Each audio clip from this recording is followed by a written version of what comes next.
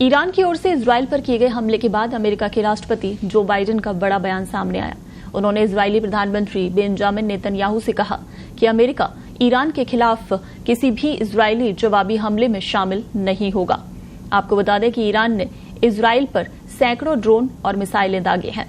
ये हमला 1 अप्रैल को दमिश्क में अपने वाणिज्य दूतावास पर एक संदिग्ध इजरायली हमले के जवाब में किया गया है।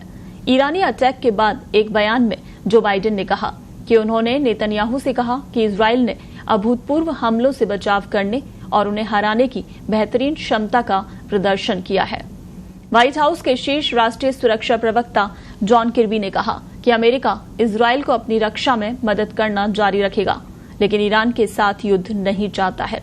ये पूछे जाने पर कि क्या अमेरिका ईरान में इजराइल की जवाबी कार्रवाई का समर्थन करेगा, इस पर किर्बी ने कहा कि इजराइल की रक्षा करने के लिए हमारी प्रतिबद्धता दृढ़ है। जैसा कि राष्ट्रपति बाइडेन ने कई बार कहा है, हम क्षेत्र में व्यापक युद्ध नहीं चाहते, हम ईरान के साथ युद्ध नहीं चाहते हैं। किर्बी ने कहा कि हम क्षेत्र में तनाव बढ़ाना नहीं चाहते, हम बड़ा युद्ध नहीं चाहते। ईरान के हमले के बाद भी इजराइल की सेना हाई अलर्ट पर है। ईरान ने करीब 60 टन हथियार और विस्फोटक सामग्री के साथ लेबनान में ईरान, इराक, यमन और हिजबुल्लाह से इजराइल की ओर लगभग 350 आत्मघाती ड्रोन, क्रूज मिसाइलें, बैलिस्टिक मिसाइलें और रॉकेट लॉन्च किए।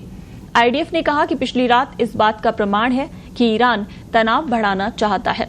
ईरान ने इजराइल की ओर 350 से ज्यादा बैलिस्टिक मिसाइलें, रॉकेट और आत्मघाती ड्रोन दागे। क्षेत्र के अन्य देशों पर भी ये हमला हो सकता था।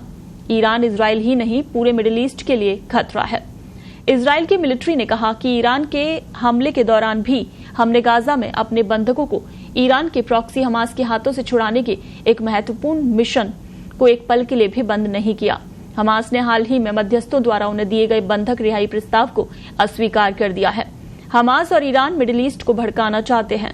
हम अभी भी हाई अलर्ट पर हैं और स्थिति का आकलन कर रहे हैं। संयुक्त राष्ट्र सुरक्षा परिषद ने इस मामले में एक आपातकालीन बैठक बुलाने का फैसला किया। वहीं G7 देशों ने इजराइल के खिलाफ ईरान के सीधे हमले की कड़े शब्दों में निंदा की। साथ ही कहा कि इससे क्षेत्र में तनाव बढ़ने का खतरा है। G7 नेताओं ने राष्ट्रपति जो बाइडेन द्वारा की गई कॉन्फ्रेंस कॉल के बाद संयुक्त बयान में कहा, ईरान ने क्षेत्र को अस्थिर करने की दिशा में कदम बढ़ाया है, इससे बचना चाहिए। हम स्थिति को स्थिर करने और आगे बढ़ने से बचने के लिए काम करना जारी रखेंगे। ईरान द्वारा इजराइल पर शनिवार को किए गए हमले के बाद इजराइल ने कहा कि हम मांग करते हैं ईरान और उसके प्रतिनिधि अपने हमले बंद करें और हम आगे और अस्थिर करने वाली पहल के जवाब में अब और कदम उठाने के लिए तैयार हैं। इजरायली अधिकारियों ने कहा कि ईरानी द्वारा दागी गई 99% मिसाइलों को बिना किसी महत्वपूर्ण क्षति के मार गिराया गया।